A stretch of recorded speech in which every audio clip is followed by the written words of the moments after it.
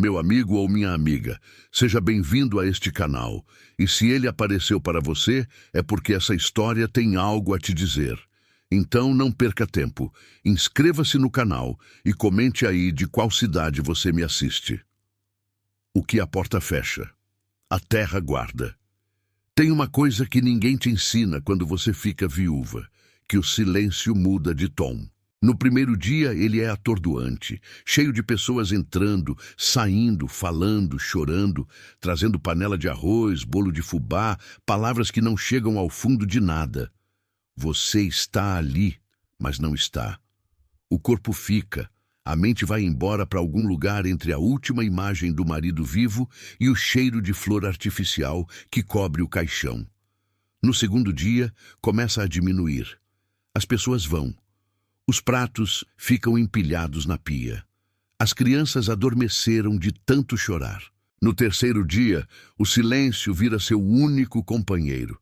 E você começa a perceber o quanto ele sempre esteve lá. Só que antes, Dário preenchia os espaços sem que você pedisse. Meu nome é Ofélia Ramos Cavalcante. Tenho 34 anos. Sou do município de Palmeira dos Índios, no agreste de Alagoas, onde a poeira é vermelha igual argila e o sol poente tem esse laranja que parece incêndio controlado. Bonito demais para ser inofensivo. Fui casada por 12 anos com Dário Cavalcante. 12 anos de casa arrumada, mesa posta, filhos criados com rigor e carinho. 12 anos achando que entendia o que tinha em volta de mim. Não entendia nada. Dário morreu de infarto em uma terça-feira de outubro. Rápido, sem aviso, sem despedida. Ele saiu de casa com o café ainda quente na xícara e não voltou.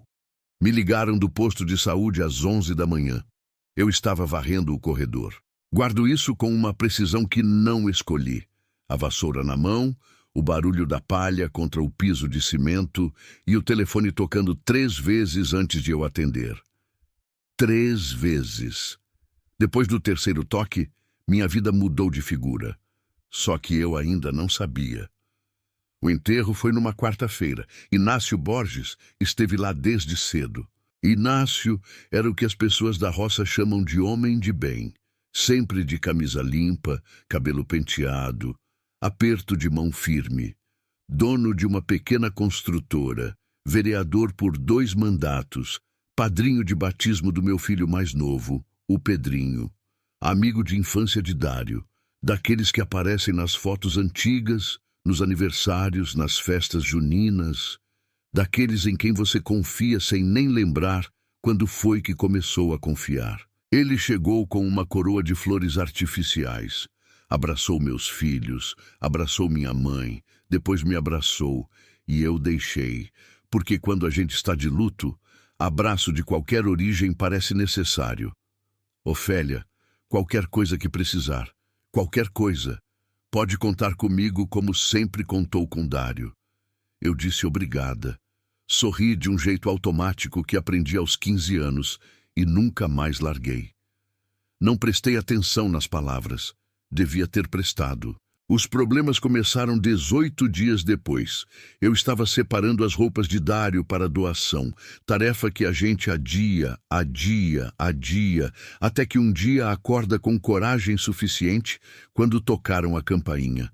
Eram 2 homens que eu não conhecia, terno e gravata, pasta de couro, o tipo de roupa que não combina com Palmeira dos Índios.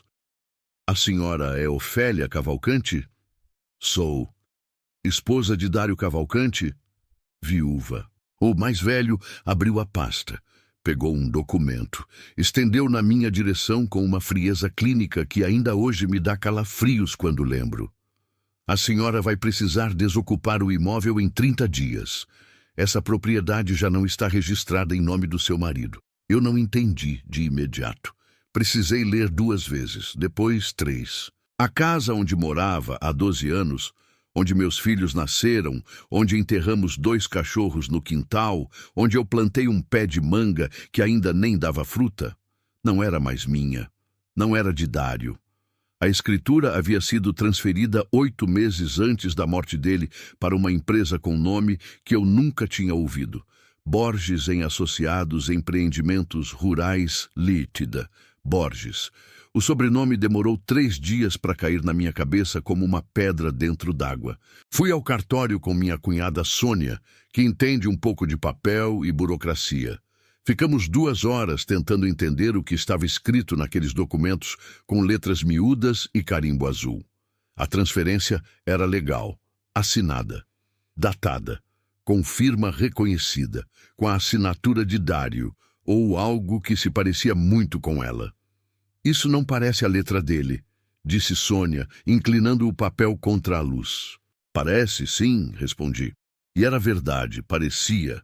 Só que tinha algo ligeiramente errado, como quando você vê uma fotografia de alguém que conhece bem e sente que alguma coisa está fora do lugar, mas não consegue nomear o quê. O funcionário do cartório, um homem de bigodinho e óculos de armação dourada, nos olhou com aquela paciência calculada de quem está acostumado a encerrar conversas antes que elas comecem. O documento foi lavrado corretamente, dentro de todas as exigências legais. Se a senhora tiver alguma contestação, o caminho é a justiça. Quanto tempo isso leva? Perguntei. Ele demorou 1 segundo. O segundo mais honesto que tive naquele dia. Alguns anos. Eu tinha 3 filhos. Valentina, 10 anos. Lucas, 7. Pedrinho, 4. Tinha uma conta bancária com pouco mais de R$ 2.000. A reserva que Dário guardava para emergência. Tinha uma dívida de IPTU atrasado que eu nem sabia que existia. E tinha 30 dias para sair de dentro da minha própria casa. Fui buscar Inácio no escritório dele. Ele estava ao telefone quando entrei. Me fez sinal para sentar com a naturalidade de quem não tem nada a esconder. Ou de quem esconde tão bem que nem precisa mais se preocupar. Depois de alguns minutos, desligou. Cruzou as mãos sobre a mesa. Me olhou com aquela expressão de preocupação sincera que, eu entenderia depois, era a coisa mais cuidadosamente fabricada naquele escritório. Ofélia. Que foi? Tá com cara de problema. Dário transferiu a casa para sua empresa. Silêncio. Não o silêncio de quem não sabe. O silêncio de quem calculou quanto tempo leva para dar a resposta certa. Ofélia. Isso é uma história comprida. Dário tinha umas dívidas. Combinamos um arranjo antes de ele adoecer. Eu não sabia que ia acontecer o que aconteceu. Que tipo de dívidas? Negócios. Coisa de homem, Ofélia. Não te preocupa com isso agora. Coisa de homem. Engoli. Engoli porque sempre engoli. Porque aprendi desde criança que engolir é mais fácil do que confrontar. Porque Dário nunca me contava dos negócios e eu nunca pedi. E esse silêncio meu, essa paz comprada a crédito, agora me apresentava a fatura. E os meus filhos? Onde a gente vai morar? Inácio se recostou na cadeira. Sorriu com um canto da boca. Não de malícia, não naquele momento, mas com aquela condescendência suave de homem que já tem a solução pronta e quer parecer generoso ao entregá-la. Tenho uma propriedade lá no alto do Morro de São Benedito, Fazenda Santa Luzia. Está desocupada há uns anos. Não é o que você está acostumada, mas tem teto, tem água, tem um pedaço de terra. Você e as crianças poderiam se instalar lá enquanto a situação se resolve. Por quanto tempo? O tempo que precisar. Olhei para ele, para aquela sala com ar-condicionado e diploma emoldurado na parede e cinzeiro de mármore na mesa. Olhei para a janela, onde a poeira vermelha da rua subia devagar como fumaça preguiçosa.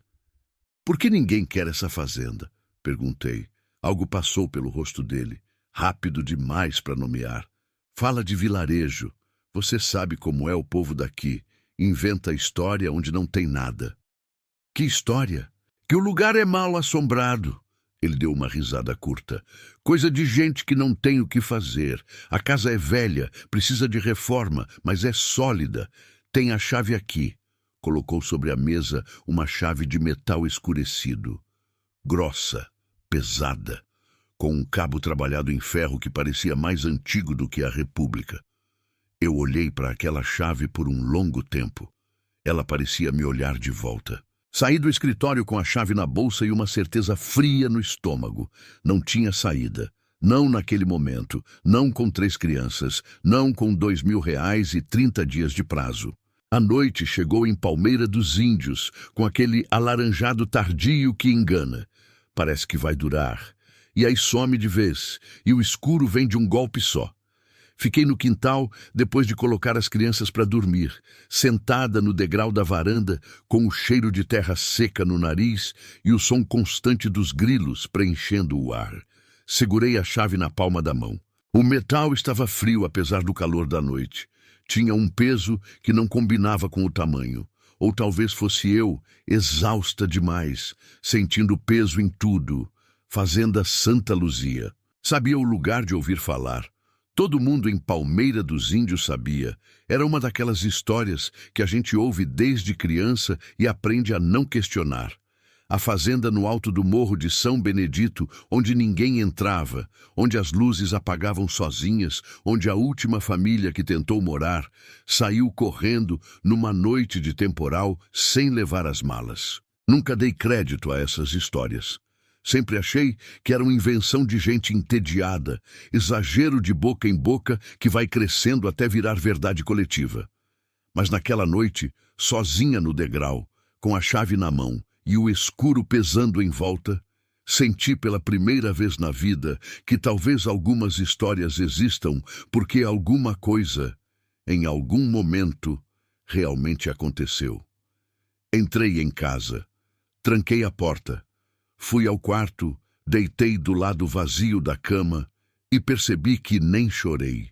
Não tinha mais lágrima, só tinha a decisão para tomar. Enfrentar o vazio de fora ou o vazio de dentro. Escolhi o de fora. Sempre é mais fácil quando você ainda tem filhos para cuidar. Eles impedem que você desapareça dentro de você mesma. Na manhã seguinte, acordei as crianças, fiz café, fritei ovo e anunciei que íamos mudar de casa. Valentina perguntou para onde. Para uma fazenda, disse eu. Uma bem antiga, com árvores grandes e um monte de espaço para vocês correrem. Lucas perguntou se tinha rio. Vamos descobrir, respondi. Pedrinho não perguntou nada. Pedrinho, com seus 4 anos e seus olhos grandes que herdou do pai, só colocou a mão na minha e apertou. Esse aperto me segurou durante muito tempo. Chegamos à fazenda Santa Luzia numa tarde de novembro, com o sol já baixo e o céu cor de ferrugem. A estrada de chão batido que subia o morro de São Benedito era estreita, com capim crescido nos lados, raspando a lataria do caminhão de mudança que o meu primo Edivaldo emprestou. A cada curva, a vista de Palmeira dos Índios ia ficando menor lá embaixo. As telhas vermelhas, a torre da igreja de Nossa Senhora do Amparo, o mercado municipal, a vida que eu conhecia encolhendo como roupa lavada. Quando chegamos ao portão, ele estava fechado com corrente, velha, enferrujada, mas intacta. Peguei a chave de Inácio, coloquei no cadeado, abriu. A casa grande ficava no centro de um terreiro amplo, tomado pelo mato, mas não completamente. Como se alguém, em algum momento recente, tivesse feito uma limpeza mínima e depois desistido no meio. A varanda coberta se estendia por toda a frente, com colunas de alvenaria descascadas e um banco de madeira que ainda resistia, meio torto, mas resistia. As paredes eram brancas amareladas, algumas janelas sem vidro, só com as venezianas de madeira escura, meio soltas nas dobradiças. O telhado de telha colonial, com musgo nas bordas. Uma mangueira enorme no lado esquerdo do terreiro, com sombra suficiente para cobrir metade do pátio. Era bonita, à sua maneira. A beleza das coisas que envelheceram com dignidade.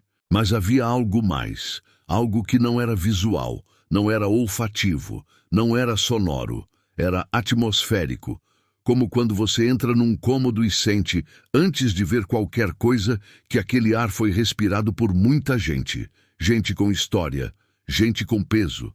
Valentina ficou parada na entrada do terreiro. "Mãe", disse ela com aquela seriedade de criança velha que sempre me assustou um pouco. Parece que a casa está esperando a gente.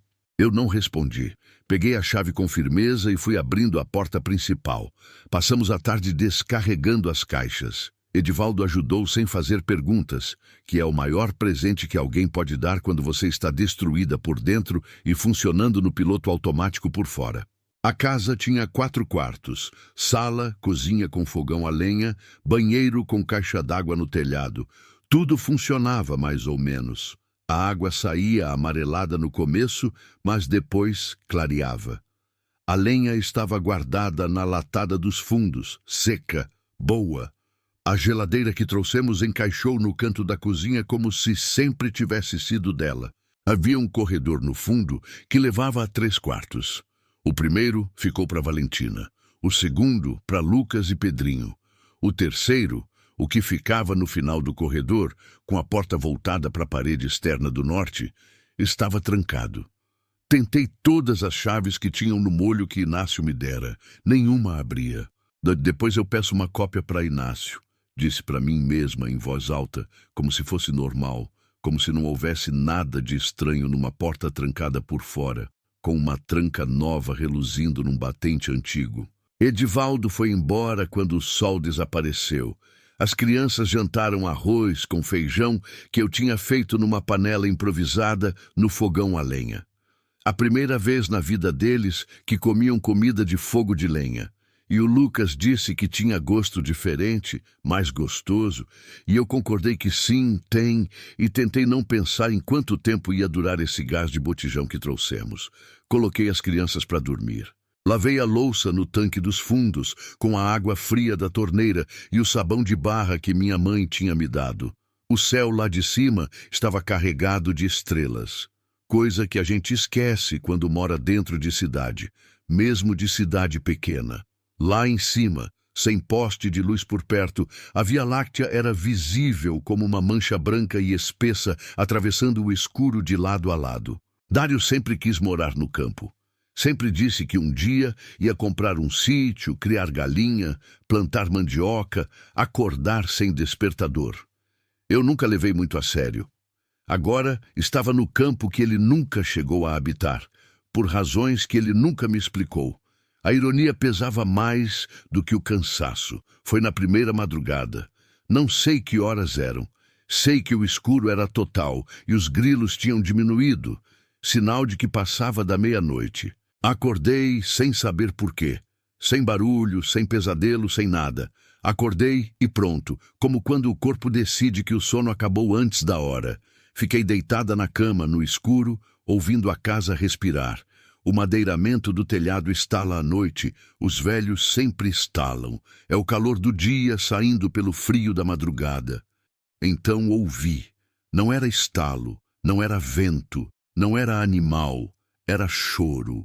Baixo, contido, vindo de dentro de alguma parede, ou de dentro do quarto trancado, que ficava do outro lado do corredor, separado do meu apenas por alguns metros de madeira e cimento velho.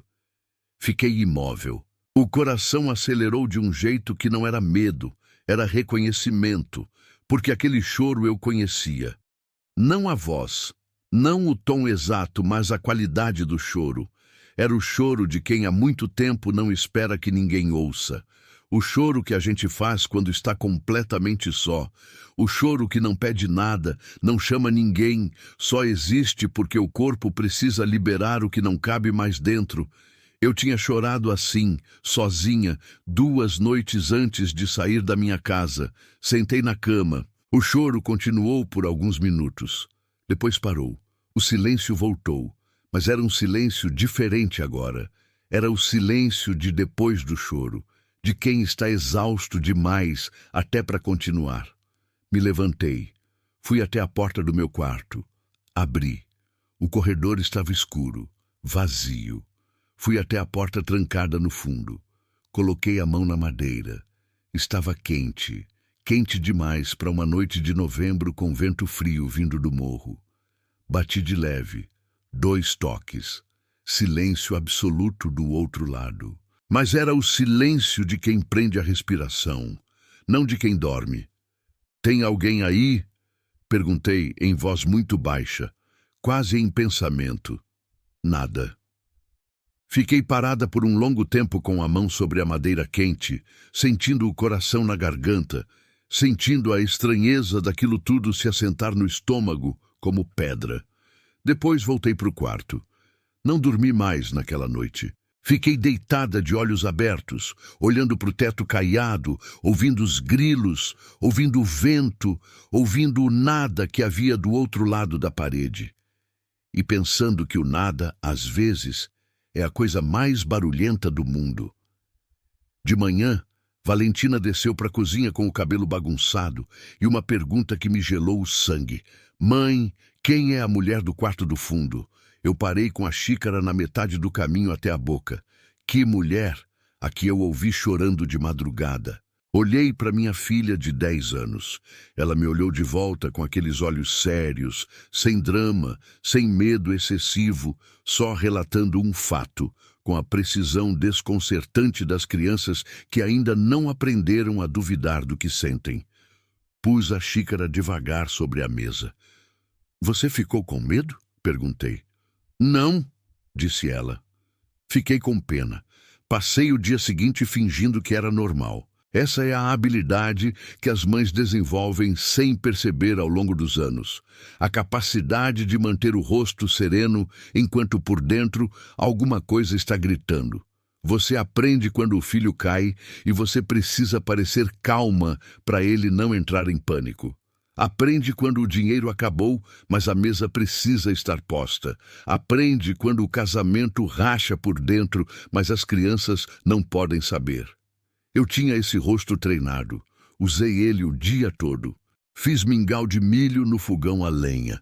Deixei Pedrinho brincar com uma lata vazia no terreiro. Lucas descobriu uma jaqueira nos fundos e passou a manhã tentando derrubar as frutas com pedrinhas. Valentina varreu o corredor sem que eu pedisse. Ela faz isso quando está processando alguma coisa. Organiza o espaço de fora quando o de dentro está confuso. Herdou isso de mim sem que eu ensinasse. Mas o quarto trancado ficava no corredor. E toda vez que ela passava a vassoura por ali, eu observava pela fresta da porta e via minha filha pausar. Só 1 segundo.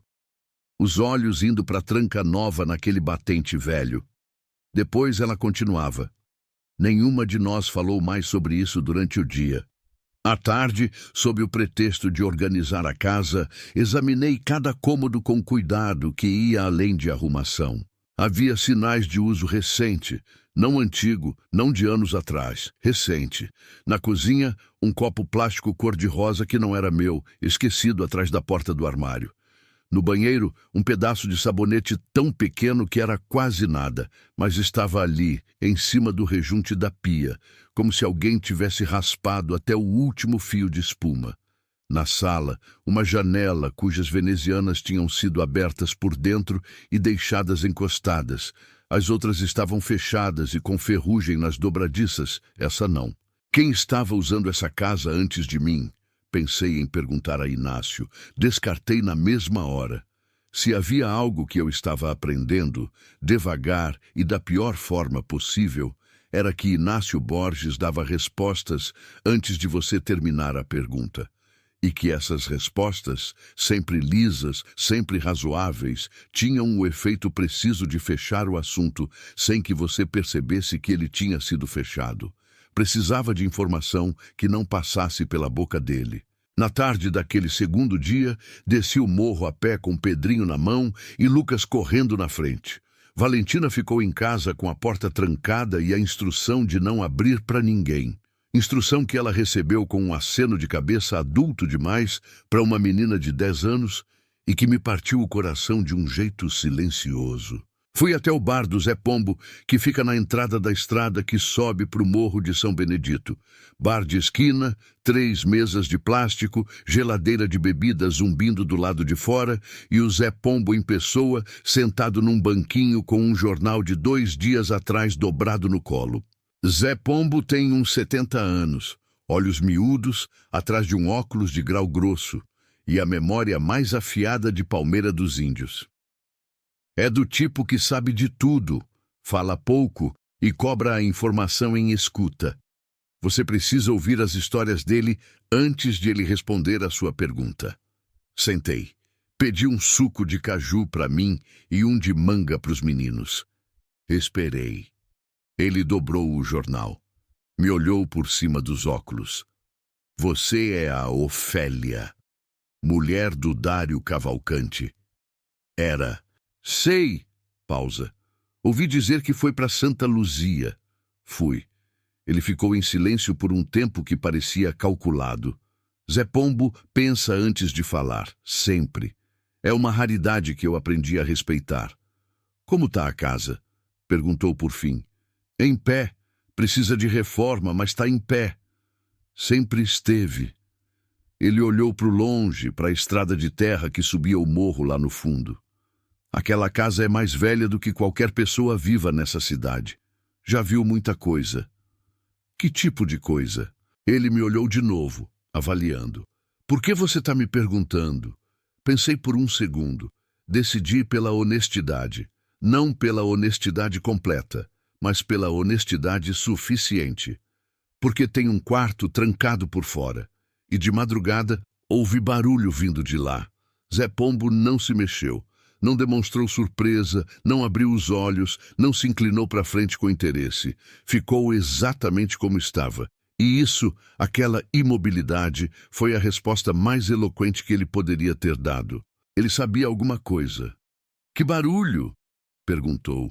Choro, silêncio. Os meninos bebiam suco. Um cachorro magro dormia embaixo da mesa de plástico ao lado. A geladeira zumbia. Zé. O que aconteceu naquela fazenda? Ele pegou o copo de café que estava sobre o balcão. Tomou um gole devagar, limpou a boca com o dorso da mão. Tem uns 2 anos que a Edilene sumiu, disse ele, devagar, pesando cada palavra.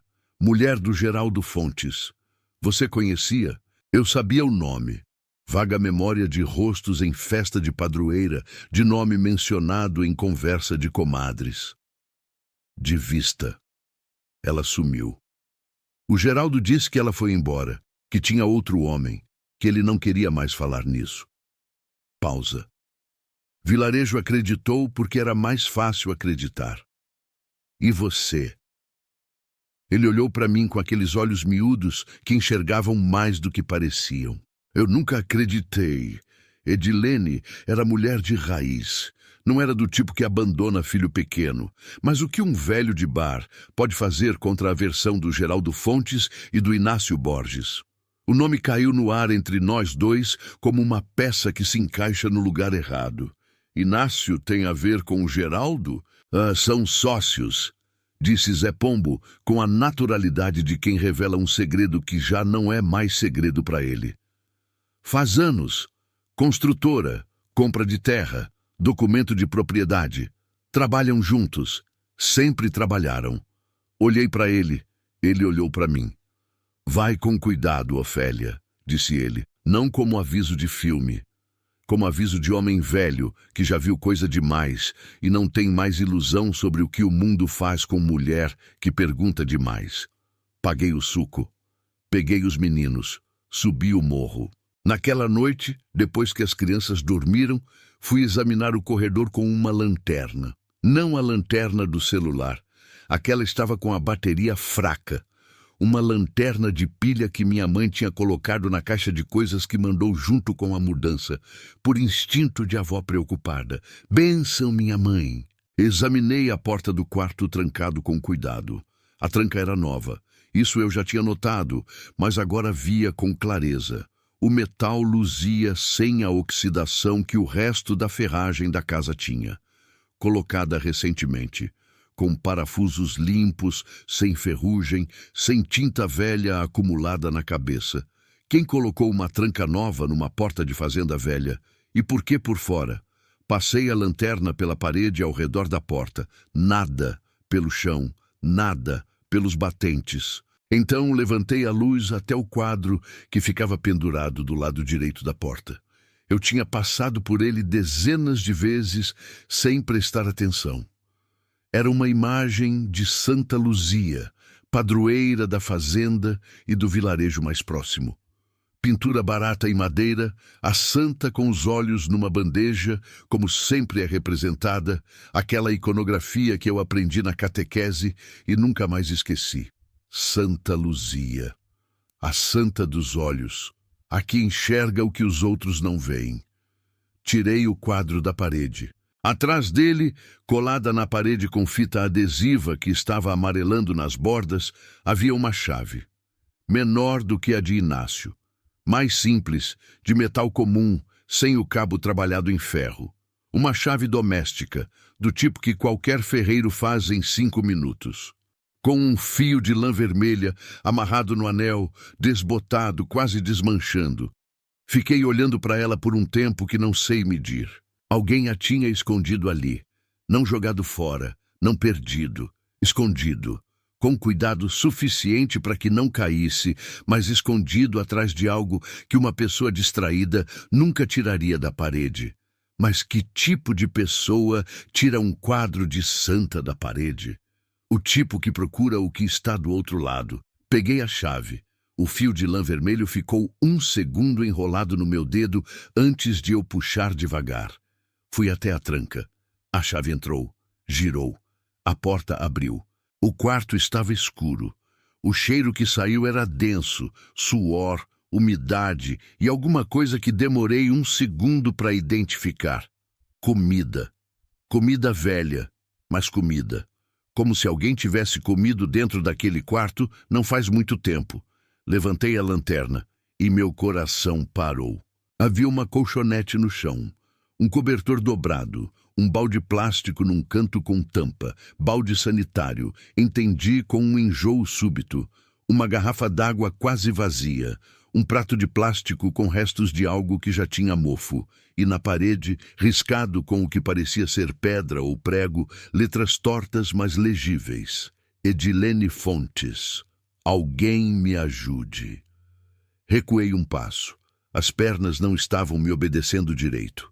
Aquele quarto não era assombração, não era história de vilarejo, não era memória coletiva transformada em lenda, não era o tipo de mistério que se resolve com racionalidade e luz do dia. Aquele quarto era uma cela, e alguém tinha estado presa ali, recentemente. Sentei no chão do corredor porque as pernas cederam antes que eu pudesse decidir sentar.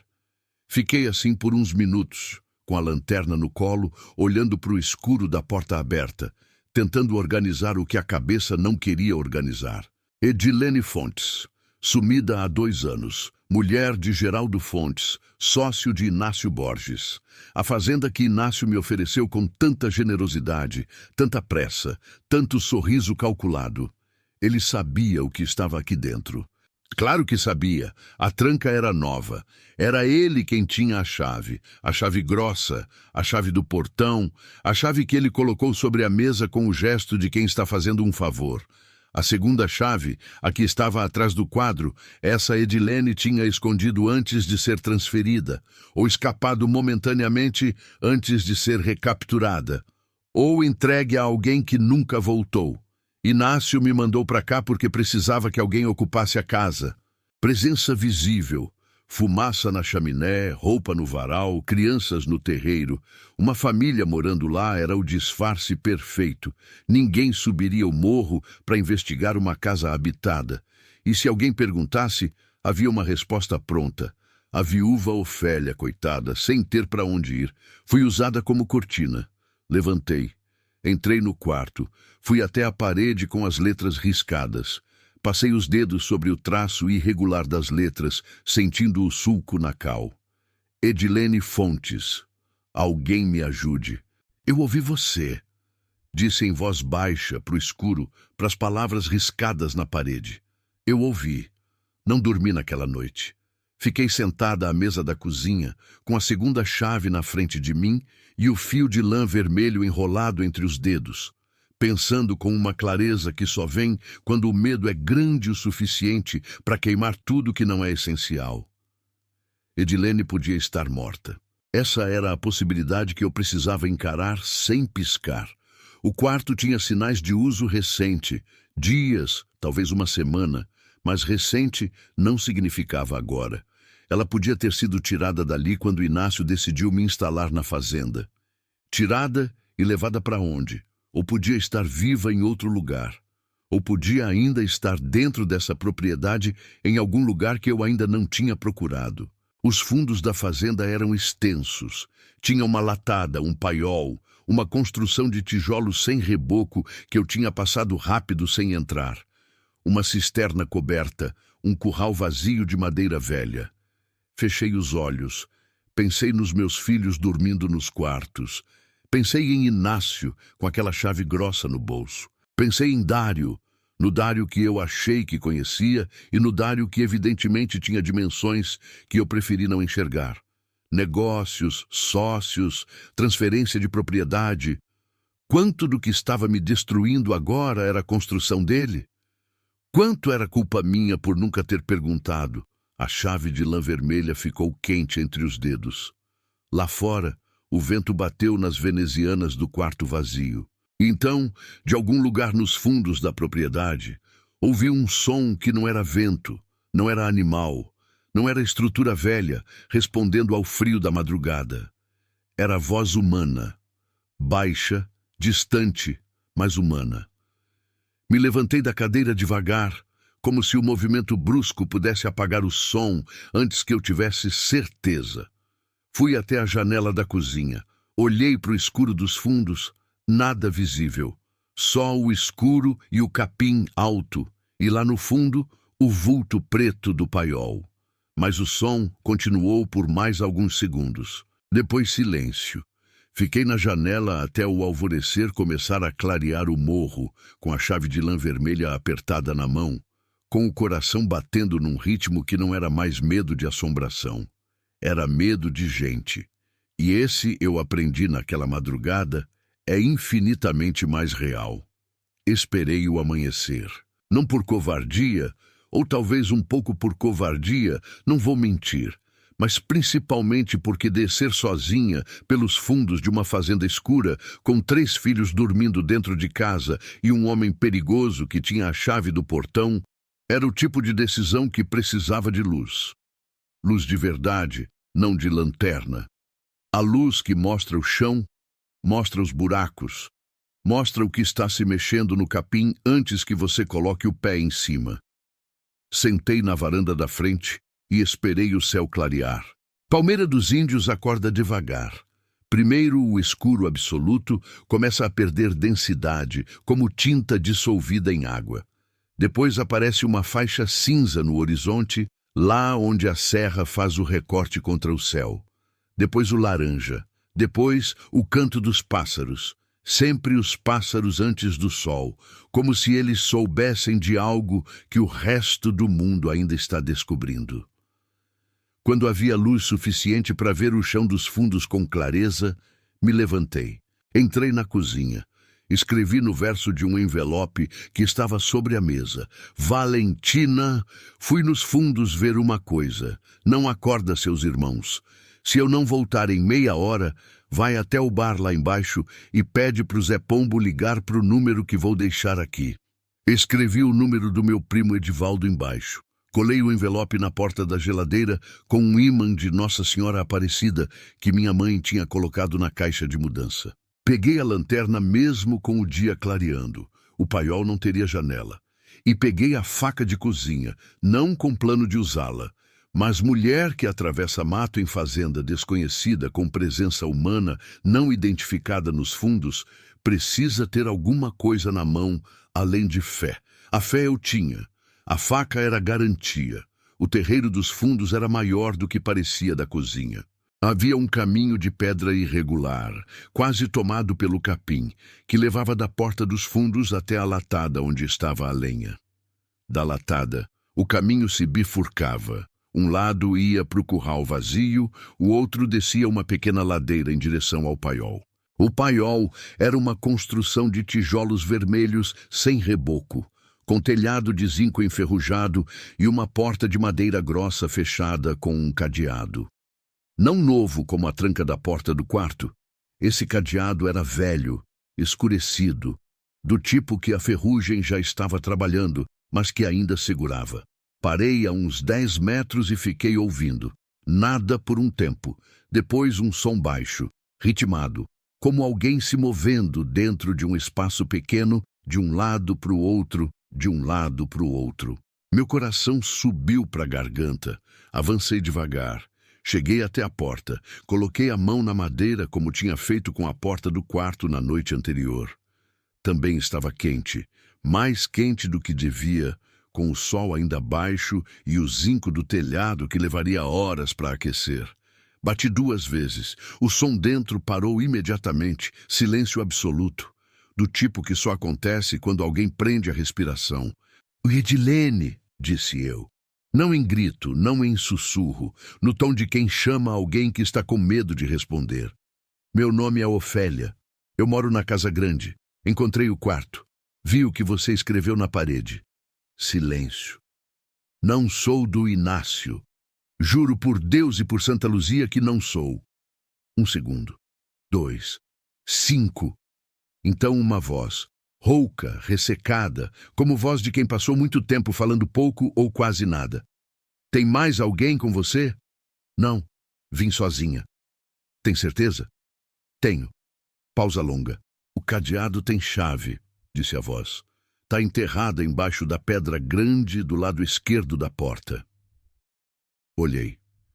Havia uma pedra chata, do tipo que existe em todo terreiro de fazenda, encostada na parede do paiol do lado esquerdo. Me agachei.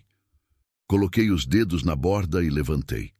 A chave estava ali, envolta em plástico de saco de mercado, amarrado com elástico de cabelo. Alguém a tinha escondido com cuidado, com planejamento, com a esperança de que em algum momento alguém fosse procurar. Abri o cadeado com mãos que tremiam o suficiente para eu perceber, mas não o suficiente para me atrapalhar. A porta abriu. Edilene Fontes tinha 38 anos, mas naquele momento parecia ter 60. Estava sentada num canto do paiol, sobre um colchão fininho coberto por um lençol que já não tinha cor definida. Usava uma roupa que tinha sido, em alguma vida anterior, um vestido florido. Agora era um trapo desbotado, lavado tantas vezes com o mínimo de recurso que a estampa tinha virado fantasma de si mesma. Os cabelos estavam longos, despenteados, com mechas brancas nas têmporas, que eu duvidava que ela tivesse quando entrou ali. Os olhos eram escuros e fundos, cercados de olheiras que pareciam permanentes.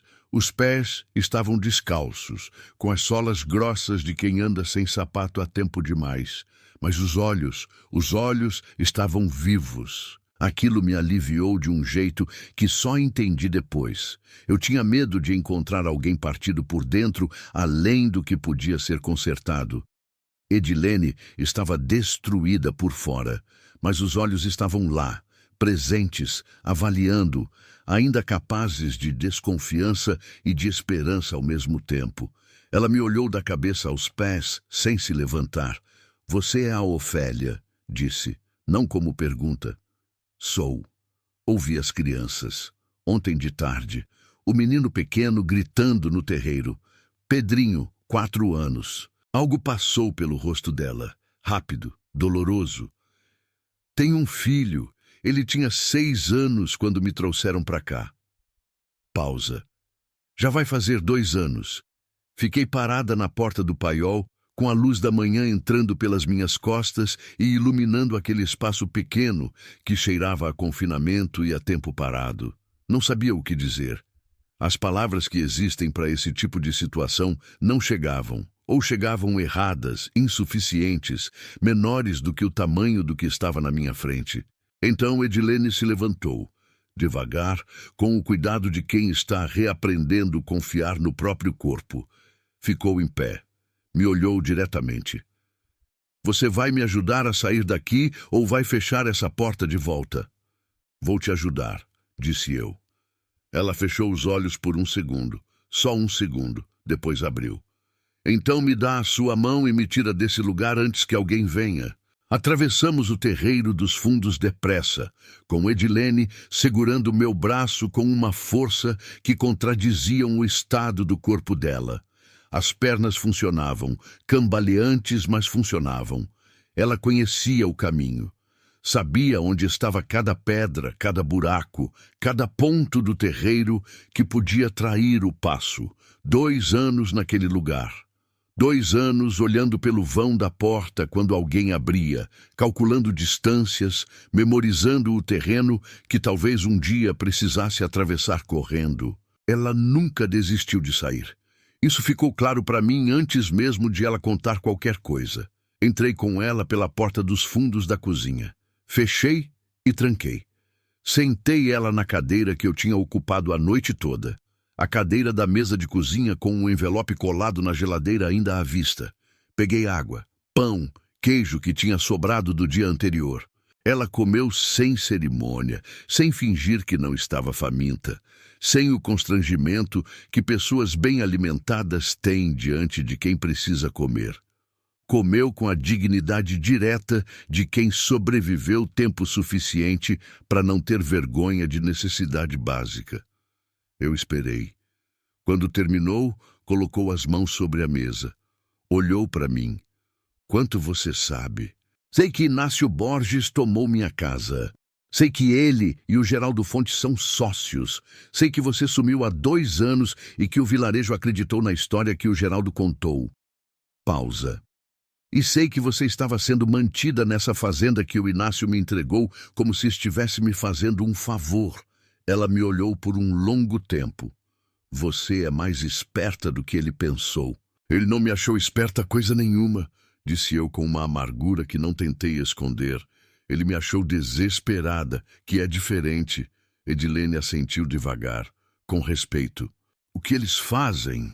Começou ela, com a voz ainda rouca, mas mais firme agora, recuperando volume a cada frase. É simples. Elegante até, da forma como gente ruim às vezes tem elegância no mal. Eles identificam propriedades de viúvas, de idosos, de gente que não entende de cartório e de papel passado. Gente que confia. Ela me olhou. Gente como você era, como eu era. Falsificam escrituras. Não só falsificam. Às vezes convencem o próprio dono a assinar sem entender o que está assinando. Às vezes usam procuração falsa. Às vezes... Ela parou, passou a língua nos lábios ressecados. Às vezes o marido é parte do esquema, e a mulher nunca sabe. O ar saiu dos meus pulmões devagar. Dário, disse eu. Ela não disse sim, não disse não. Só ficou me olhando com aquela expressão de quem sabe que a verdade vai doer, e que não há forma gentil de entregar esse tipo de coisa. Dário assinou alguma coisa? Perguntei. A voz saiu mais firme do que eu esperava. Dário estava no esquema há pelo menos 3 anos, disse Edilene. Baixo. Direto. Eu descobri por acidente. Encontrei documentos no escritório do Geraldo, quando fui buscar uma pasta que ele tinha pedido. Nomes, propriedades, valores, datas. O nome do Dário estava em 4 transferências. Fechei os olhos. Dário saindo de casa todo dia com o café quente na xícara. Dário que nunca me contava de negócios. Dário que morreu num infarto numa terça-feira de outubro sem me dizer nada, sem me preparar, sem me deixar nada, além de uma dívida que eu não sabia que existia e uma casa que já não era mais minha. Dário que eu amei por 12 anos sem enxergar o que havia do outro lado da xícara de café. Quando você ameaçou denunciar, disse eu abrindo os olhos, o Geraldo te trancou aqui. Na semana seguinte, disse pro vilarejo que eu tinha ido embora com outro homem. Uma risada seca, sem humor, só a forma do riso sem nenhuma alegria dentro. Escolheu bem a mentira. Todo mundo acredita em mulher que foge. Ninguém questiona muito.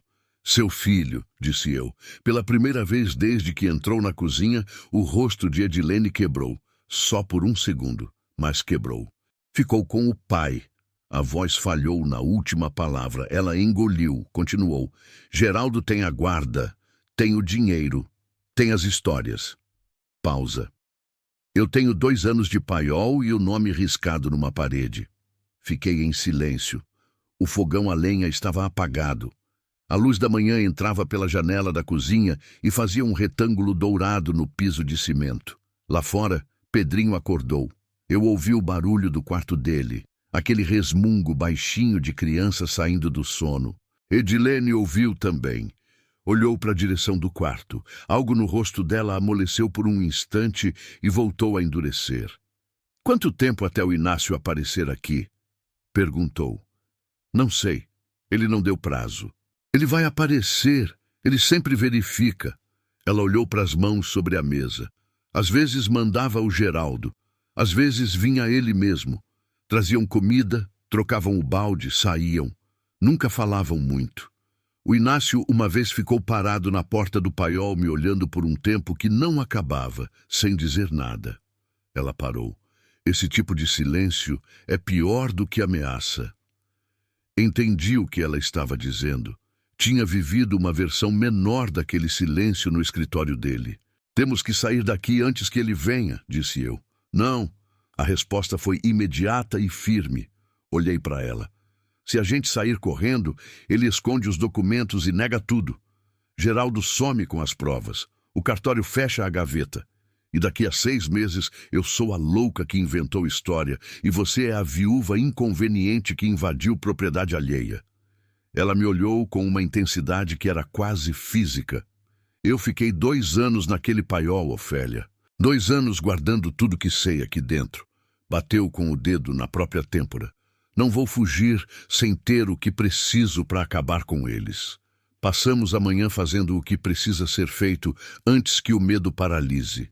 Planejando." Edilene sabia de coisas que valiam ouro em cartório, literalmente. Sabia os nomes das propriedades transferidas ilegalmente. Sabia as datas. Sabia o nome do funcionário do cartório envolvido no esquema. Um homem de bigodinho e óculos de armação dourada. E quando ela disse isso, eu senti um enjoo frio que confirmou o que eu já suspeitava desde aquela tarde com a Sônia. Sabia que havia um vereador envolvido na aprovação de uma das transações. Sabia que o padre da paróquia de Nossa Senhora do Amparo tinha ouvido confissão do Geraldo.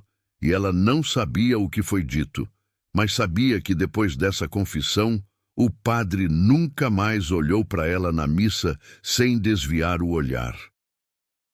"Você guarda tudo isso na cabeça?" perguntei. "Guarda sim. Quando você não tem papel, a cabeça vira arquivo." Ela olhou para mim. "Mas preciso de prova concreta. O que eu sei de cabeça é depoimento. Depoimento de mulher que sumiu 2 anos e voltou com cara de louca pode ser descredenciado por advogado bom." Pausa. "E o Inácio tem advogado muito bom." "Onde ficam os documentos?" "No escritório dele, numa pasta azul dentro do armário que fica atrás da mesa, lado direito, segunda prateleira." Ela disse isso com a precisão de quem entrou naquele escritório mais de uma vez, de quem conhece aquela sala melhor do que Inácio imagina. "Como você sabe disso?" Uma pausa. "Porque antes de tudo isso, eu também fui confiante demais. Fui ao escritório do Inácio uma vez para conversar, antes de falar com Geraldo. Achei que podia apelar para ele, que era o mais razoável dos dois.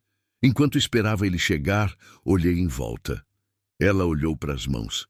Nunca mais fui ingênua assim, mas o que vi ficou gravado.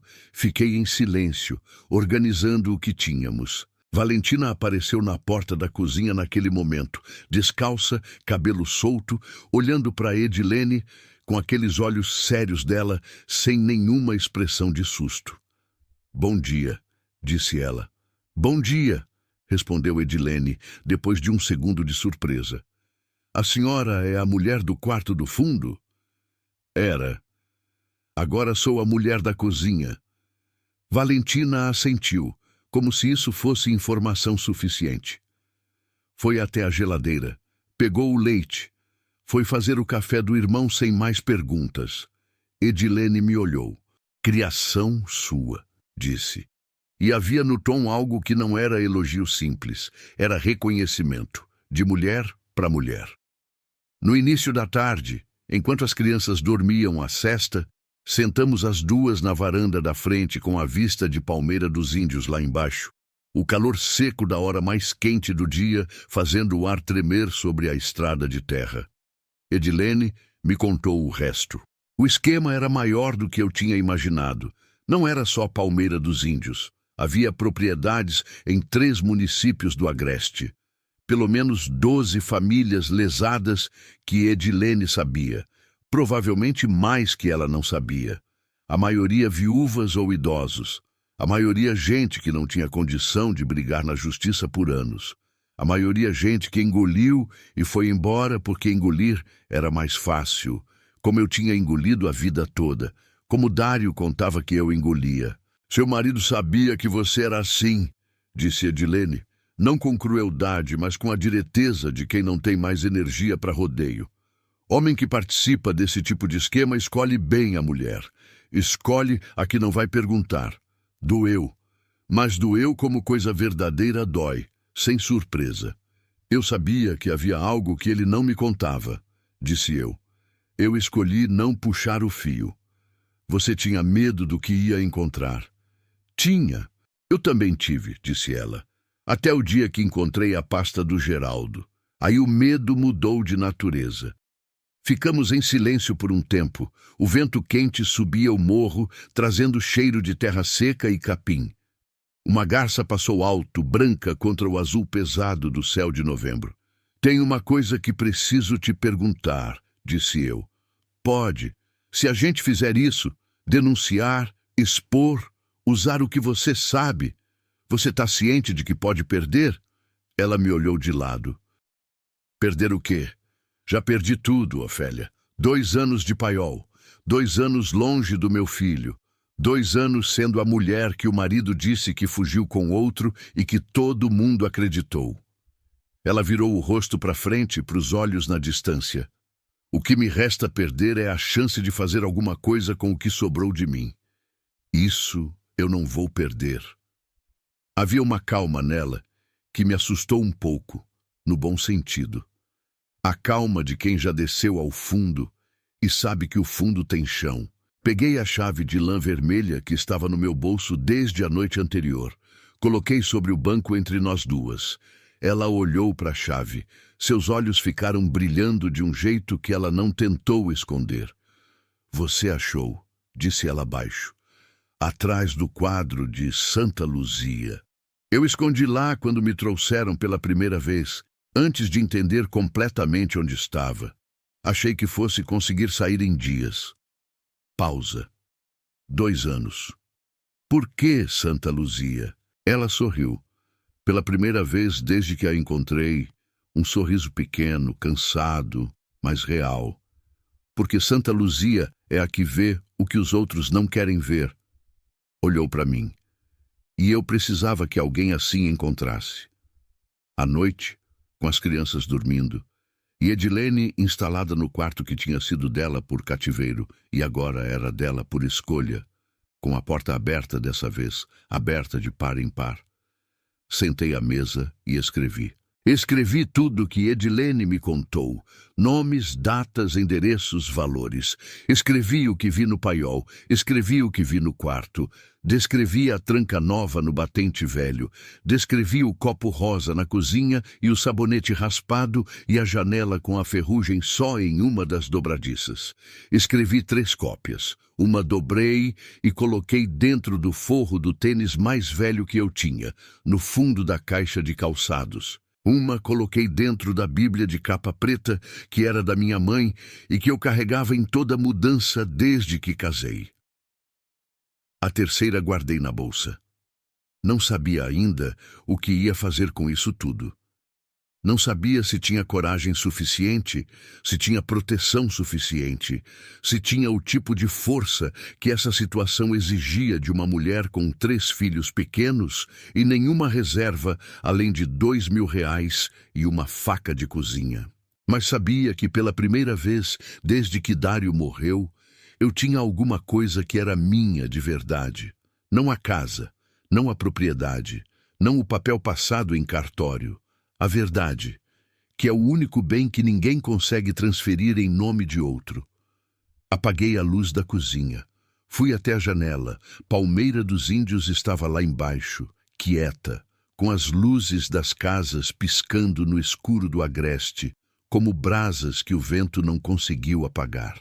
Em alguma daquelas casas, Inácio Borges dormia com a chave grossa no bolso do paletó, achando que o mundo estava exatamente como ele tinha deixado. Amanhã, talvez ainda estivesse. Mas o amanhã, depois do amanhã, esse eu estava começando a costurar diferente. Inácio veio na manhã seguinte. Eu sabia que ele viria. Edilene tinha me dito que ele ou o Geraldo apareciam com regularidade.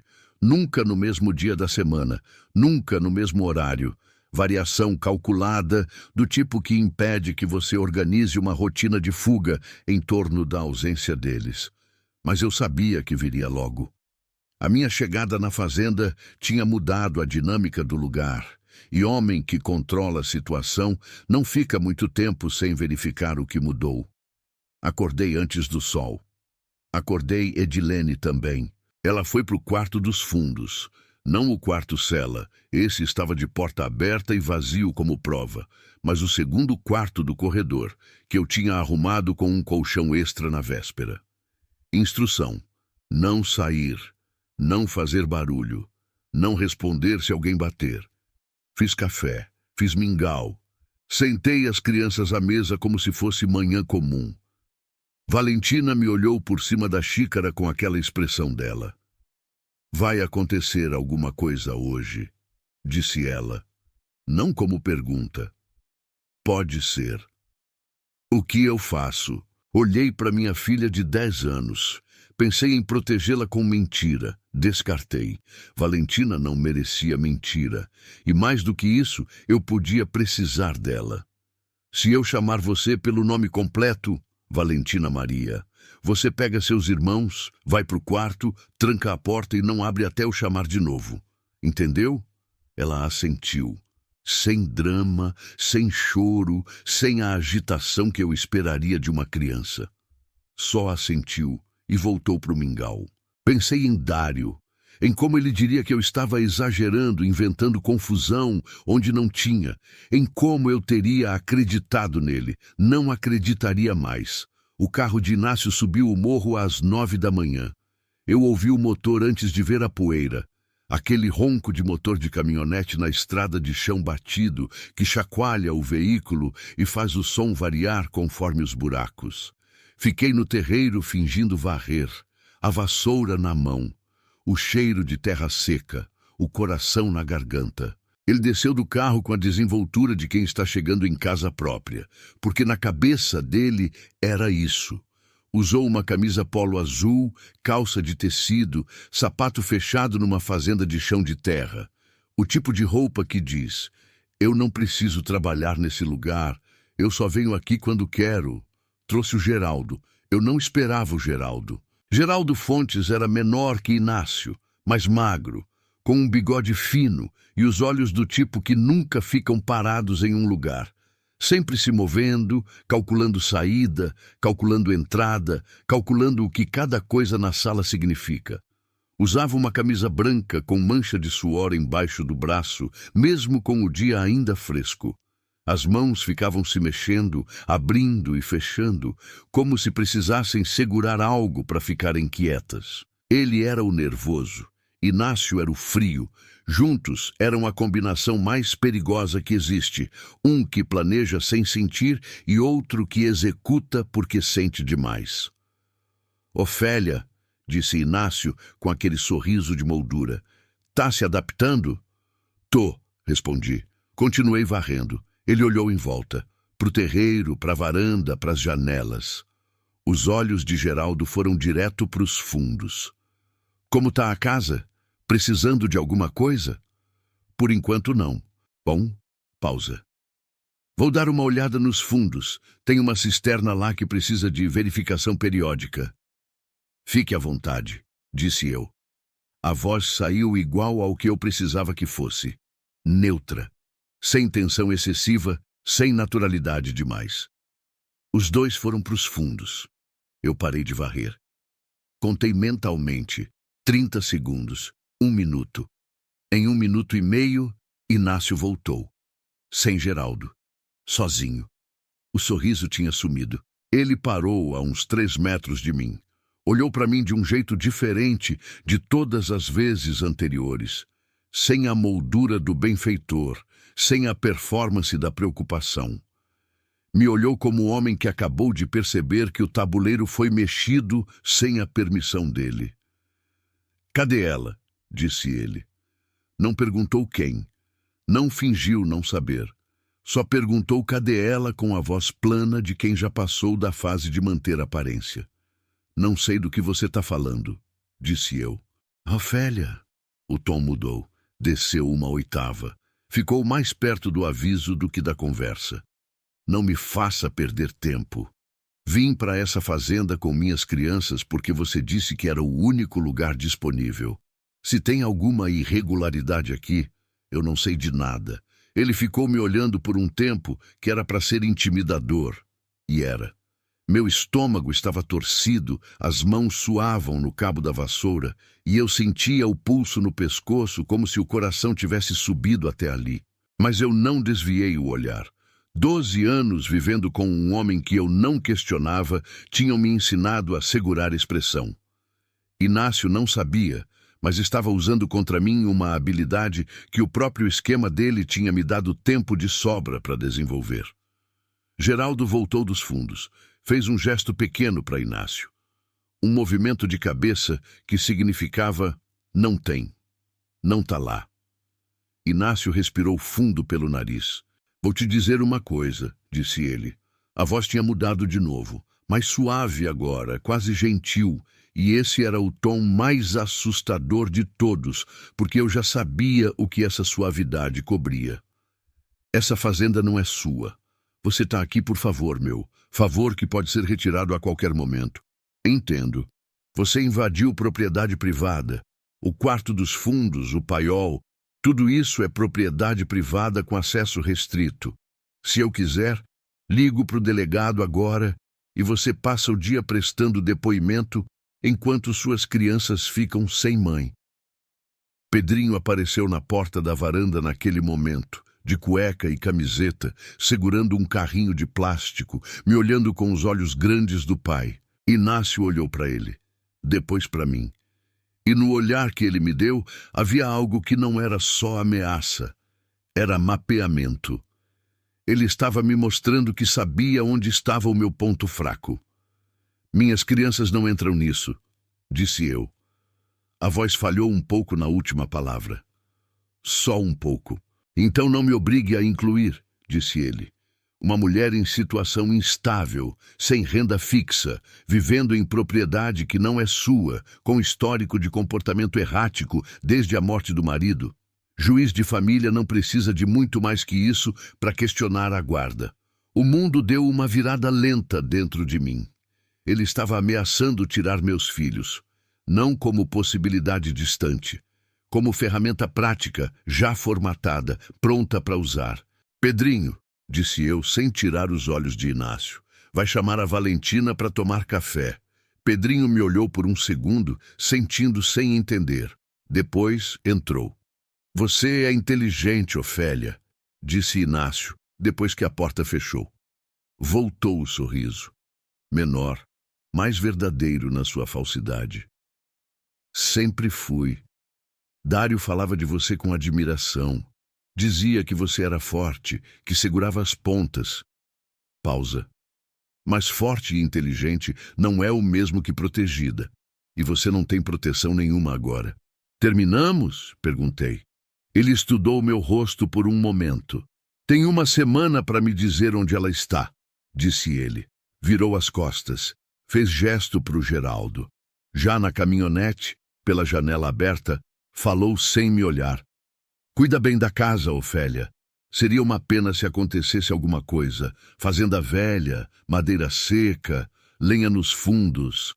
Pausa calculada. "Essas coisas pegam fogo fácil." A caminhonete desceu o morro. A poeira vermelha subiu devagar, virou névoa, sumiu. Eu fiquei parada no terreiro, com a vassoura na mão, até não conseguir mais ouvir o motor. Depois, fui até a mangueira grande e vomitei tudo que tinha no estômago. Edilene estava na porta da cozinha quando eu entrei. Ela tinha ouvido tudo pela janela entreaberta. Não disse nada. Me deu um copo de água. Sentou. Eu bebi. Sentei do lado oposto da mesa. Ficamos em silêncio por um tempo enquanto o choque assentava e o que ficava embaixo do choque, a raiva, a clareza fria da raiva, vinha à superfície. Ele vai voltar, disse Edilene. Sei. E se voltar sem encontrar o que quer, a ameaça do incêndio não é figura de linguagem. Sei disso também. Então a gente não tem uma semana, ela disse.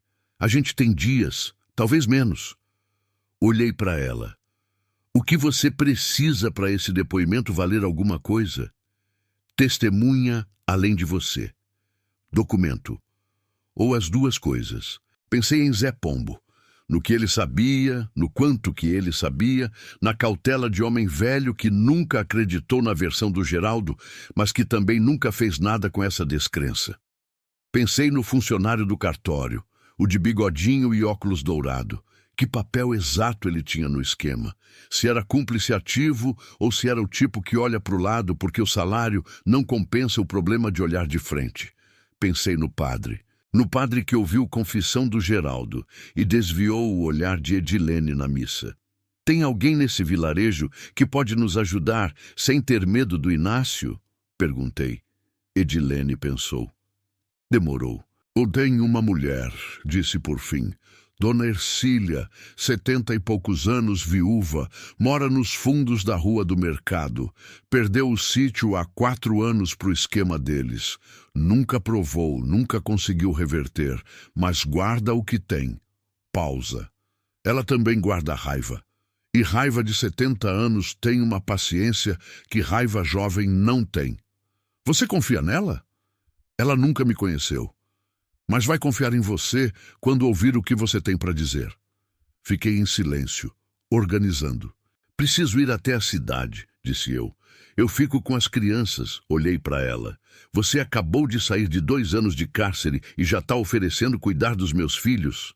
Ela me olhou de volta com uma seriedade que era quase humor. 2 anos sem fazer nada útil. Me deixa fazer alguma coisa. Desci o morro a pé. 40 minutos de estrada de chão, com o sol já pesado da metade da manhã esquentando a terra vermelha e fazendo o ar tremer sobre o capim. Levei a bolsa com os papéis. Levei o celular. Levei a faca. Não na bolsa, no cós da calça, coberta pela blusa, que é onde minha avó dizia que se carrega coisa que precisa estar perto, mas não à vista. Primeira parada, Zé Pombo. Ele estava no mesmo banquinho. Mesmo jornal, podia ser outro ou o mesmo, tanto fazia. Me viu vir de longe e não se mexeu, que é o jeito do Zé Pombo de dizer que estava esperando. Sentei. Não pedi suco dessa vez. Encontrei ela, disse eu. Ele ficou imóvel por 3 segundos. Depois fechou o jornal devagar. Viva! Viva!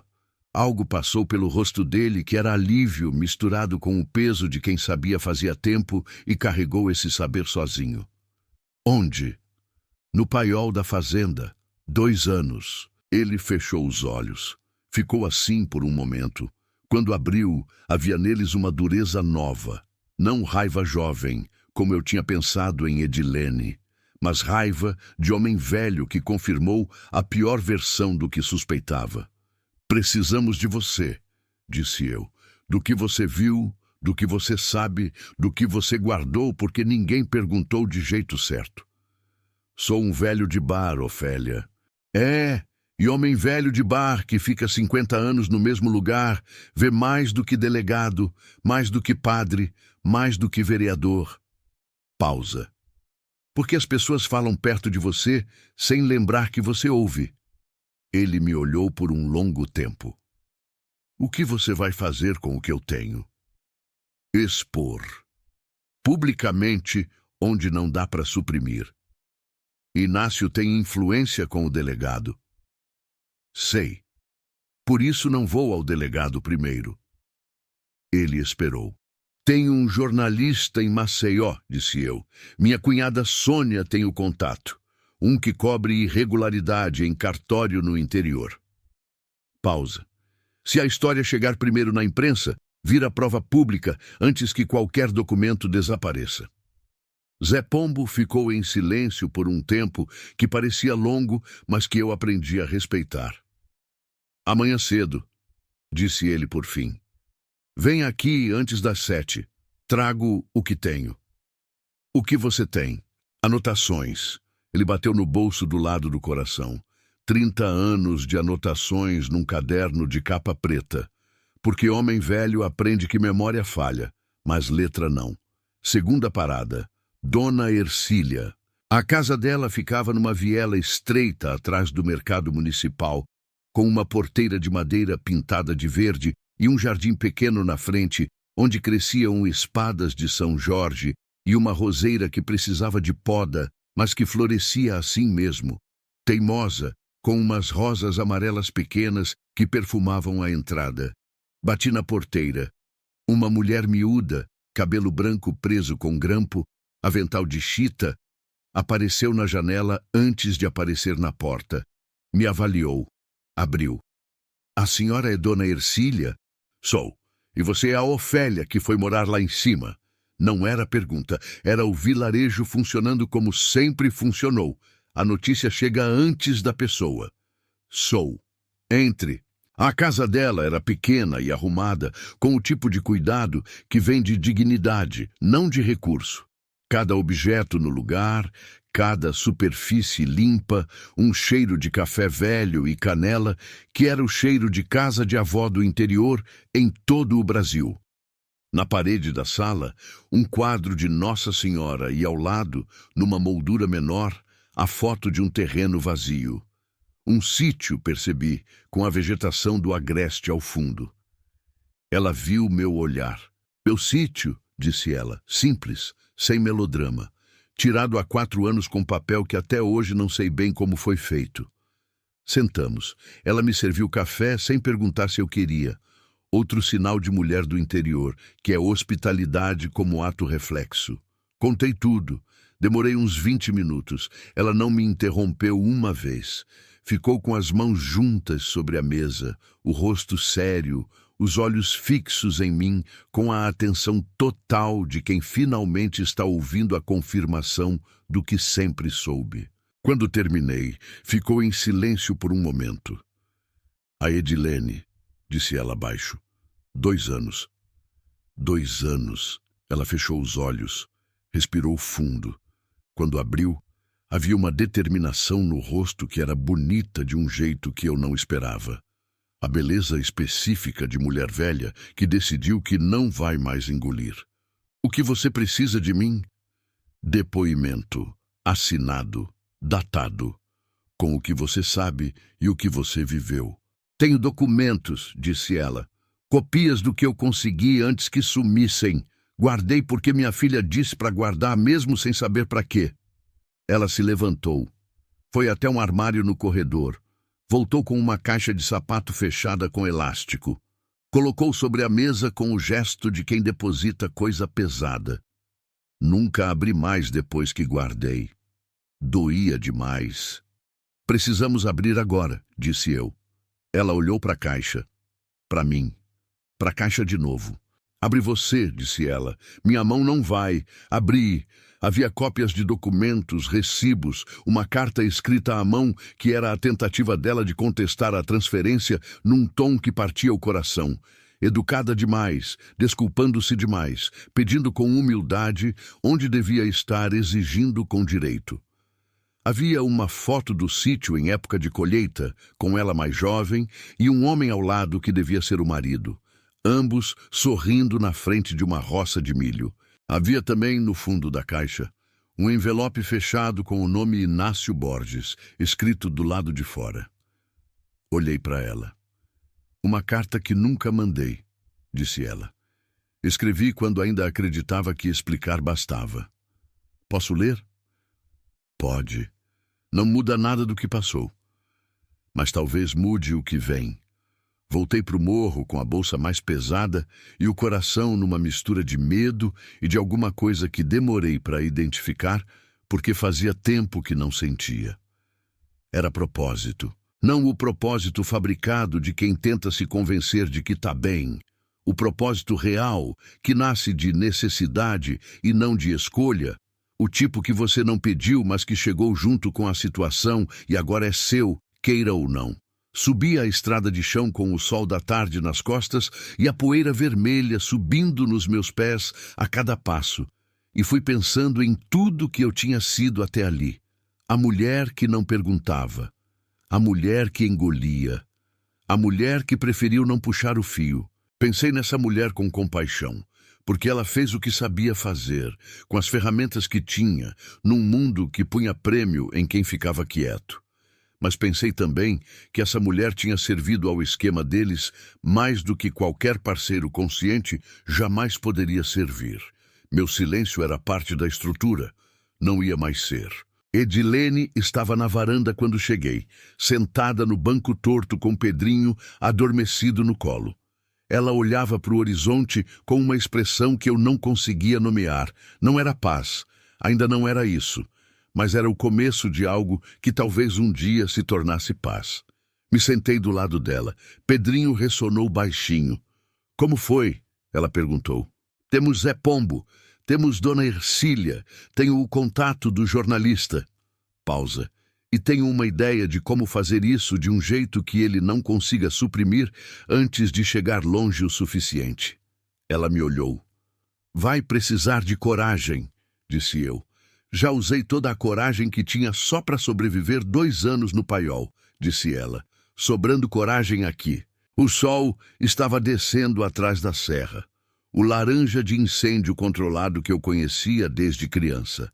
A Via Láctea logo viria, e os grilos, e o silêncio do morro que já não me assustava da mesma forma que na primeira noite. Peguei a chave de lã vermelha do bolso. A coloquei na palma da mão de Edilene. Ela olhou para ela por um longo tempo. Quando eu escondi isso, disse ela baixo, não sabia quem ia encontrar. Só sabia que precisava acreditar que alguém ia encontrar. Santa Luzia viu, disse eu. Ela fechou a mão em volta da chave. E pela segunda vez, desde que a encontrei, sorriu. Naquela noite, escrevi uma 4ª cópia de tudo. Essa não guardei no tênis nem na Bíblia. Essa coloquei num envelope. Escrevi o endereço do jornalista de Maceió que a Sônia me passou e deixei pronta sobre a mesa da cozinha. Se Inácio voltasse antes da hora, se o fogo viesse antes da denúncia, pelo menos o envelope existia. Pelo menos havia rastro. Pelo menos o silêncio não seria total, porque silêncio total era o que eles precisavam. E isso eu não estava mais disposta a dar. Zé Pombo chegou antes das 6. Eu ainda estava acendendo o fogão a lenha quando ouvi o passo dele no terreiro. Devagar, pesado, o passo de homem velho que subiu o morro a pé porque não tinha outro jeito e não ia pedir carona para ninguém. Abri a porta antes que ele batesse. Ele entrou sem dizer bom dia. Colocou sobre a mesa um caderno de capa preta, gasto nas bordas, com as pontas das páginas amareladas de umidade e tempo. Sentou. Cruzou as mãos. 32 anos, disse ele, desde que o pai do Inácio ainda era vivo e já fazia o que o filho aprendeu a fazer melhor. Sentei do lado oposto. Edilene entrou na cozinha em silêncio, foi até o fogão, mexeu no café sem que ninguém pedisse. Quanto tem nesse caderno que serve? Perguntei. Tudo serve, disse ele. A questão é o que serve como prova e o que serve como contexto. Abriu o caderno numa página marcada com tira de papel. Aqui tem a data em que a propriedade da Dona Ercília foi transferida. Eu estava no cartório naquele dia por outro assunto. Vi o movimento. Achei estranho. Anotei. Passou para outra página. Aqui tem o nome de 3 outros proprietários que perderam terra nos últimos 8 anos com o mesmo padrão. Viúvas, idosos, gente sem herdeiro presente. Todos transferidos para empresas com nome diferente, mas endereço de registro igual. Mesmo endereço, Rua das Acácias, número 14, sala 2. Ele me olhou por cima dos óculos. O escritório do Inácio fica na Rua das Acácias, número 14, sala 1. Edilene parou de mexer no café. O silêncio da cozinha ficou carregado daquele jeito que fica quando uma peça se encaixa num lugar que muda o tamanho do quebra-cabeça inteiro. Ele registrou tudo no mesmo endereço, disse eu, com nomes de empresa diferentes para não aparecer concentração. Mas quem sabe ler cartório e sabe o que procurar, encontra. Pausa. Eu não sei ler cartório, mas sei ler gente. E fui acumulando o que vi até ter o suficiente para montar o que um advogado ou um jornalista consegue transformar em argumento. Coloquei a mão sobre o caderno. Posso fotografar as páginas? Pode, mas leva o caderno. Ele empurrou na minha direção. Tenho 73 anos e memória boa. O que está aqui também está aqui. Bateu na própria têmpora. E eles não conseguem queimar isso. O jornalista se chamava Renato Meirelles. Minha cunhada Sônia tinha o contato porque ele tinha coberto um caso parecido em Arapiraca 2 anos antes. Transferência irregular de propriedade rural, funcionário de cartório envolvido, esquema que durou uma década antes de alguém resolver puxar o fio. Liguei às 8 da manhã. Ele atendeu no segundo toque, o que me disse que já estava trabalhando ou que era o tipo que nunca desliga completamente do trabalho. Contei o essencial em menos de 5 minutos. Nome, lugar, natureza do esquema, mulher mantida em cárcere, documentação parcial disponível. Silêncio do outro lado. Depois, você tem a mulher? Tenho. Está comigo agora. Ela topa falar? Olhei para Edilene, que estava encostada na parede da cozinha com os braços cruzados, me olhando. Ela não só topa falar, disse eu. Ela está esperando alguém que mereça ouvir. Consigo estar em Palmeira dos Índios amanhã de manhã. Venha antes das 8. Depois disso não sei o que pode acontecer. Ele veio antes das 7. Renato Meirelles tinha uns 40 anos, barba de 2 dias, olhos que ficavam ligeiramente mais acesos quando ouvia algo importante. Não de entusiasmo de quem quer furo, mas de atenção de quem entende o peso do que está ouvindo. Veio com um gravador pequeno, um caderno e uma câmera fotográfica que ficou dentro da mochila durante toda a primeira hora, porque ele teve a inteligência de perceber que gravar primeiro e fotografar depois era a ordem certa com mulheres que precisavam de tempo para confiar. Edilene falou por 2 horas. Eu fiquei na cozinha com as crianças durante a maior parte, mas ouvia a voz dela no quarto da frente, onde os sentamos. Firme, detalhada, com aquela precisão de memória que 2 anos de silêncio forçado aguçam até a dor. Ela não chorou uma vez. Não porque não sentisse. Eu a tinha visto chorar. Sabia que o choro existia nela. Mas naquele momento, ela tinha escolhido outra coisa. Havia decidido que cada palavra dita em voz alta e gravada valia mais do que qualquer lágrima. Quando Renato saiu do quarto, estava com a expressão de quem acabou de carregar algo pesado e sabe que vai continuar carregando por um bom tempo. Vou precisar de 2 dias para verificar o que for verificável antes de publicar, disse ele. Endereços, registros públicos, confirmar o que está no caderno do seu Zé Pombo com o cartório de Maceió, que tem acesso aos registros estaduais. 2 dias, repeti. Eu sei que é tempo que talvez não tenham. Ele me olhou diretamente. Mas publicar sem verificação é munição para eles derrubarem na justiça alegando difamação. Se verificar, vira documento público antes que qualquer liminar chegue. Ele tinha razão. Eu sabia que tinha razão. E sabia também que 2 dias com Inácio circulando livre e com a descoberta do paiol vazio era uma aposta que eu precisava fazer com os olhos abertos. Tem mais uma coisa, disse ele antes de sair. O cárcere dela é crime federal. Isso sai da alçada do delegado local e vai direto para a Polícia Federal. Pausa. Quer dizer que o Inácio não tem como ligar para o delegado e resolver. Esse caso, do jeito que está documentado, vai por cima da cabeça de todo mundo que ele comprou. Esse detalhe era o que faltava para eu respirar de verdade. O dia seguinte foi o mais longo da minha vida. Não aconteceu nada. E não acontecer nada, quando você está esperando que algo aconteça, é o tipo de tortura que não deixa marca visível, mas que gasta por dentro como pedra gastando calcário, devagar, constante, sem parar. Fiz as coisas da casa, cozinhei. Consertei uma veneziana que estava saindo da dobradiça, deixei Lucas e Pedrinho correrem no terreiro enquanto Valentina lia um livro na varanda, com aquela concentração dela que era escudo e ocupação ao mesmo tempo. Edilene ficou quieta a maior parte do dia. Não o silêncio do cárcere, esse eu já sabia reconhecer. Era o silêncio de quem está se preparando, de quem depois de muito tempo imóvel está sentindo o corpo se lembrar que pode se mexer e está calibrando isso devagar para não quebrar alguma coisa no processo. À tarde ela foi até o terreiro dos fundos, entrou no paiol. Fiquei observando pela janela da cozinha, sem seguir, sem chamar. Ela ficou lá dentro por uns 20 minutos.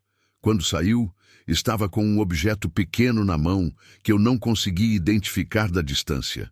Veio até a cozinha, colocou sobre a mesa. Era um terço, simples, de contas de madeira escurecida, com um crucifixo pequeno de metal. Minha mãe me deu quando casei, disse ela. Geraldo deixou que eu levasse quando me trouxeram para cá. Achei que foi descuido.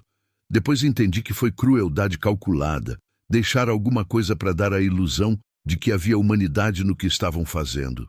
Olhei para o terço sobre a mesa.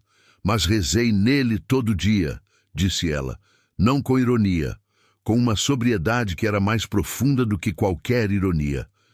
E aqui estou.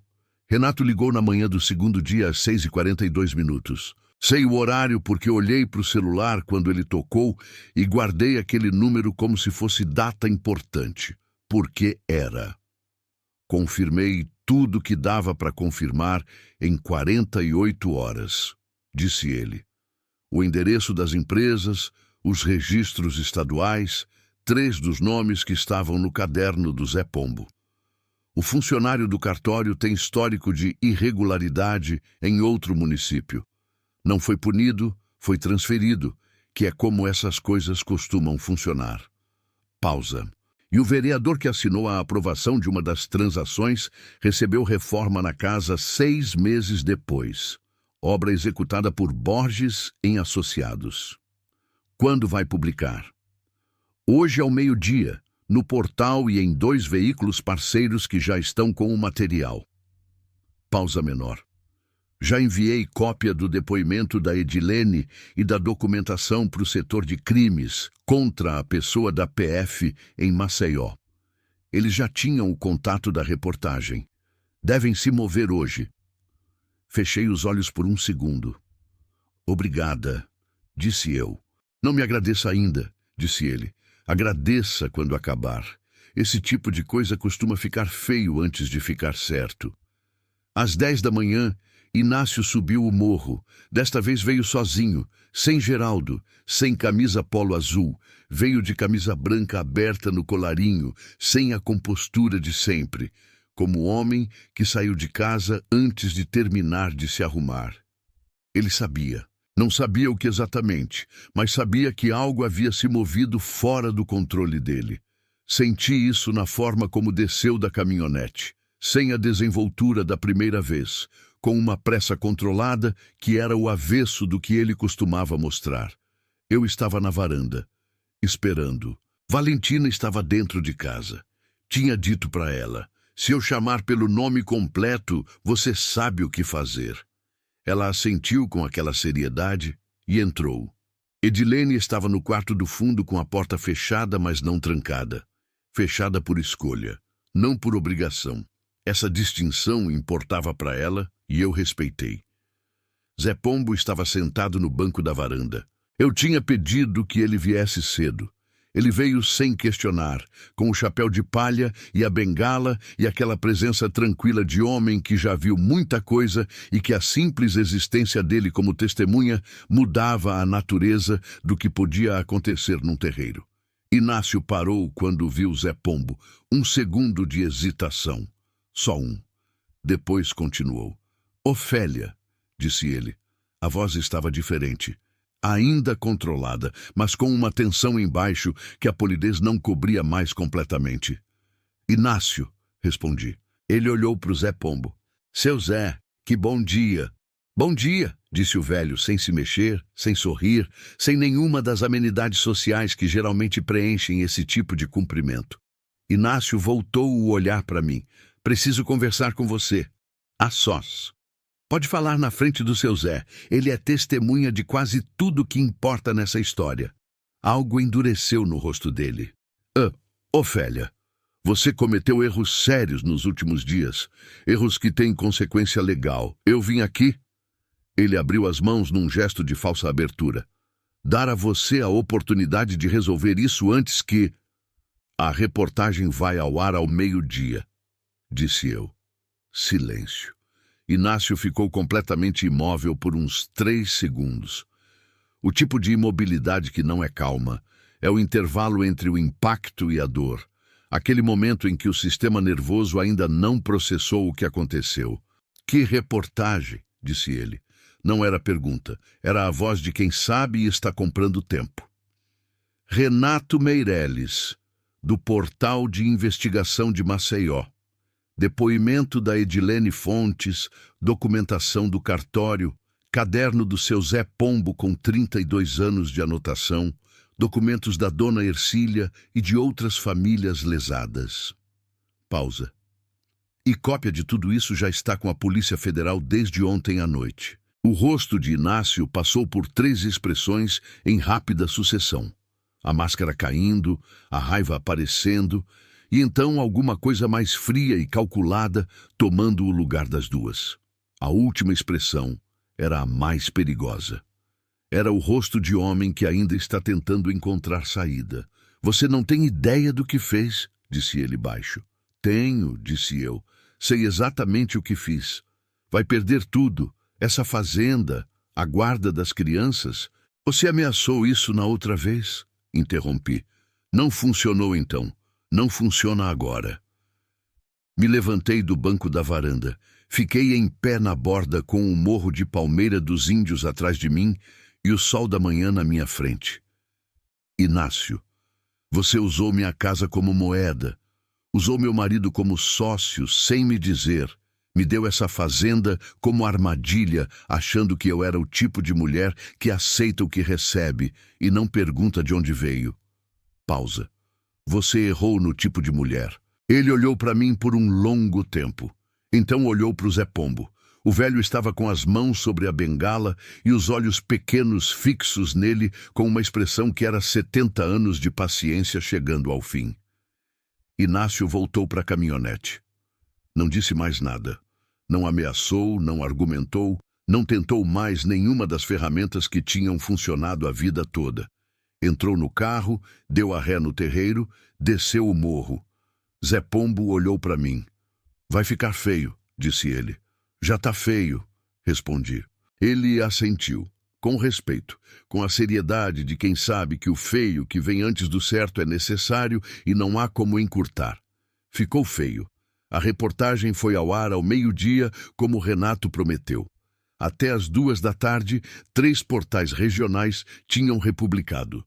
Até às 4, uma rádio de Maceió estava falando sobre o caso ao vivo, com o nome de Inácio Borges e de Geraldo Fontes, pronunciados em voz alta, no sinal que chegava em todo o rádio ligado no agreste de Alagoas. Palmeira dos Índios não é grande. Quando o nome de um homem sai no rádio, todo mundo ouve. E quando todo mundo ouve ao mesmo tempo, a reação do vilarejo é um organismo só. Um corpo que de repente lembra de coisas que tinha escolhido não lembrar. As famílias lesadas começaram a aparecer. Não todas de imediato. Primeiro uma, depois outra, com aquela timidez de quem passou anos achando que era o único a quem aquilo tinha acontecido e que descobrir que não estava sozinho é ao mesmo tempo alívio e vergonha. Vergonha de ter ficado quieto por tanto tempo, misturada com o alívio de que o silêncio não era só seu. Dona Ercília foi a primeira a aparecer publicamente. Veio até a fazenda no dia seguinte à reportagem, de ônibus, com a caixa de sapato debaixo do braço, disposta a dar depoimento formal para a Polícia Federal, que chegaria no dia seguinte. Depois vieram mais 3 famílias, depois mais 2. A Polícia Federal chegou numa quinta-feira de manhã com 2 agentes e uma ordem de busca e apreensão para o escritório de Inácio e para a residência do Geraldo. Inácio não estava em casa. Havia saído na noite anterior, segundo a esposa, sem dizer para onde. Geraldo foi encontrado na rodoviária com uma mala e uma passagem para São Paulo que saía às 10 da manhã. Não saiu. O funcionário do cartório, o de bigodinho e óculos dourado, foi afastado do cargo na mesma semana, antes mesmo do indiciamento formal, pelo tipo de velocidade administrativa que só acontece quando a instituição percebe que é mais fácil cortar o braço do que admitir que o corpo estava doente. O vereador deu uma nota à imprensa dizendo que não tinha conhecimento de irregularidades. A nota foi publicada e logo abaixo dela, um jornalista anexou a foto da obra na casa dele com o logo de Borges em Associados na placa de canteiro. A nota perdeu o sentido antes de terminar de ser lida. O padre não deu nota nenhuma. O padre ficou em silêncio, que é o tipo de resposta que diz mais do que qualquer comunicado. A comunidade entrou em crise. Não a crise barulhenta de gente gritando na praça, a crise quieta de comunidade que precisa olhar para o próprio espelho e reconhecer que o que enxerga não é completamente estranho. O Inácio era de lá. O Geraldo era de lá. As histórias que eles usaram para silenciar as vítimas, mulher que foge com outro, viúva que não entende de negócio, velho que se confunde, eram histórias que o próprio vilarejo tinha ajudado a circular sem questionar. Isso pesou. Pesou de um jeito que não tem resolução fácil, que não se conserta com uma prisão ou com uma reportagem, que fica na memória coletiva do lugar como cicatriz, visível sempre. Dói em tempo frio. Lembra de onde veio. Edilene passou 10 dias na fazenda. 10 dias comendo na minha mesa, dormindo no quarto aberto, andando pelo terreiro descalça com uma liberdade no passo que ia aumentando a cada dia, como músculo que reaprende força depois de longo período imóvel. Falava pouco, mas quando falava, era com aquela direteza que eu aprendi a amar, a linguagem de quem não tem mais tempo para eufemismo. No 8º dia, seu filho veio. Geraldo estava preso preventivamente. A mãe de Edilene, que morava em Maceió e que havia 2 anos recebia do Geraldo o dinheiro de pensão do neto, sem ter coragem de questionar a versão dele sobre o sumiço da filha. Porque questionar significava arriscar perder o acesso ao netinho. E às vezes, o amor pelos que restam faz a gente cúmplice do que não devia ser. Trouxe o menino de ônibus numa tarde de quarta-feira. O filho de Edilene se chamava Mateus. Tinha 8 anos agora.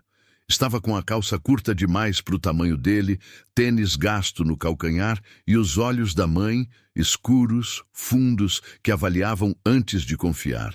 Ficou parado na entrada do terreiro. Edilene desceu os degraus da varanda devagar. Parou a uns 2 metros dele. Nenhum dos dois correu. Não foi o tipo de reencontro de filme, com abraço imediato e choro de alívio. Foi o tipo de reencontro real, de pessoas que foram separadas tempo suficiente para ficarem levemente estranhas uma para outra e que precisam se reconhecer antes de se tocar. Então Mateus deu um passo, depois outro. E Edilene se abaixou e o recebeu com os 2 braços, e ele enterrou o rosto no pescoço dela, e ficaram assim por um tempo longo enquanto a tarde desmanchava laranja sobre o morro de São Benedito. Eu levei as crianças para dentro. Aquele momento não era meu, era deles, E havia coisas que não precisavam de testemunha. No 10º dia, Edilene me chamou para conversa. Sentamos na varanda. O sol estava baixo, aquela hora em que a luz fica dourada e horizontal e faz tudo parecer mais antigo do que é, mais bonito do que é, mais digno de ser guardado do que a gente costuma perceber no cotidiano. Vou para Maceió, disse ela. Minha mãe tem um quarto.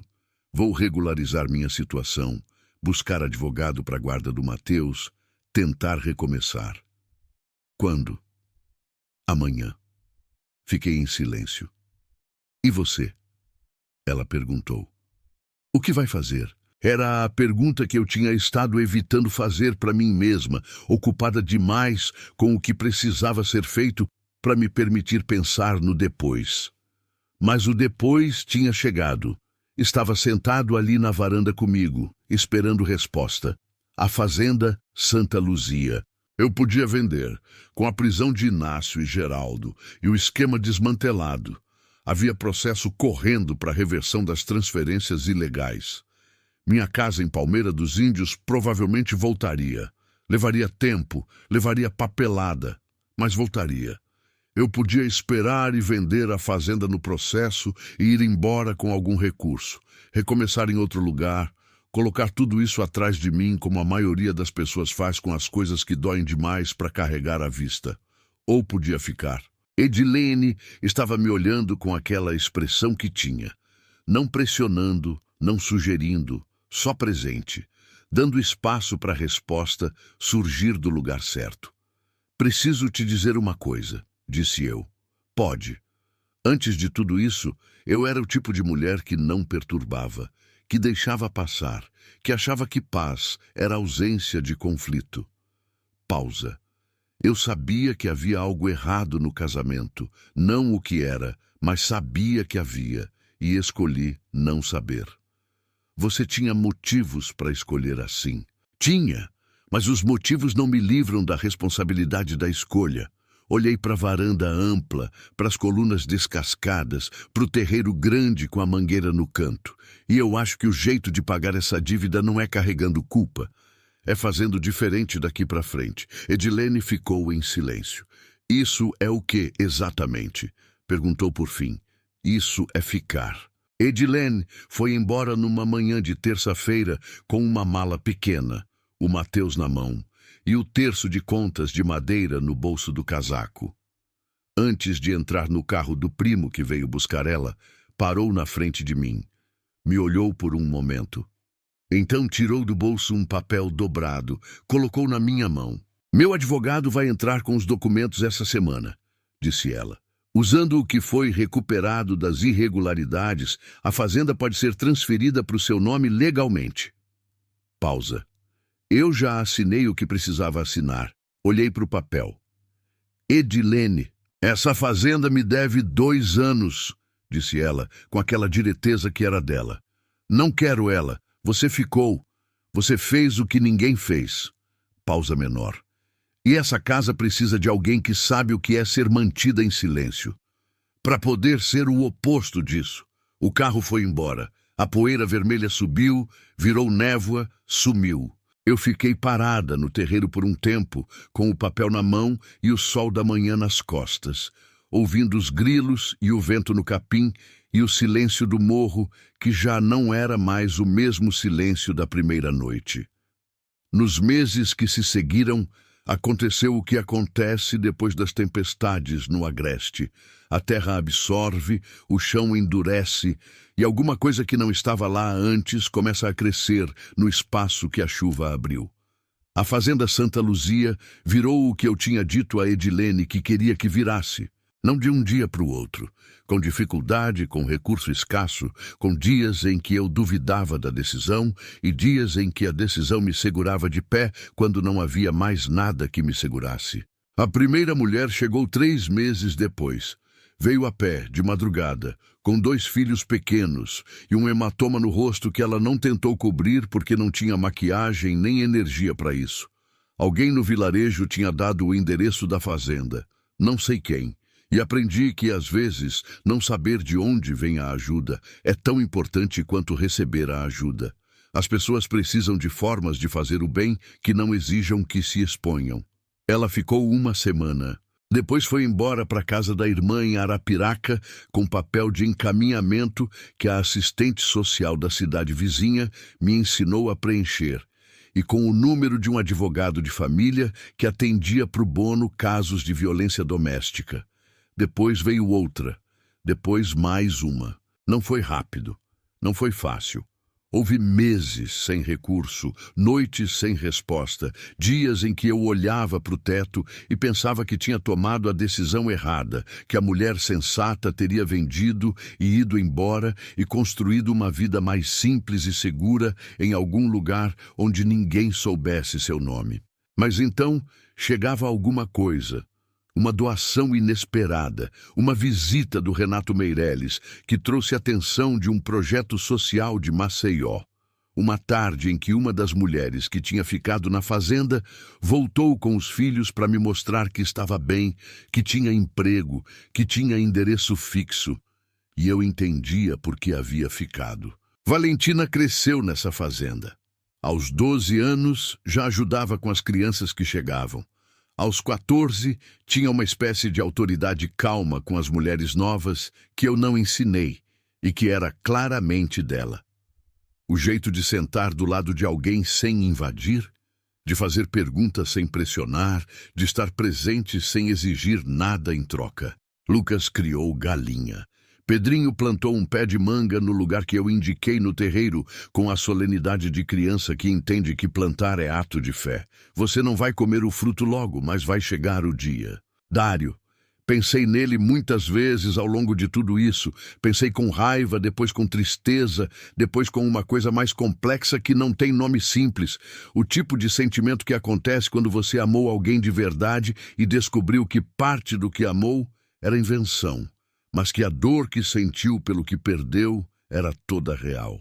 Ele não era só o esquema, não era só a transferência ilegal, não era só o sócio silencioso de Inácio Borges.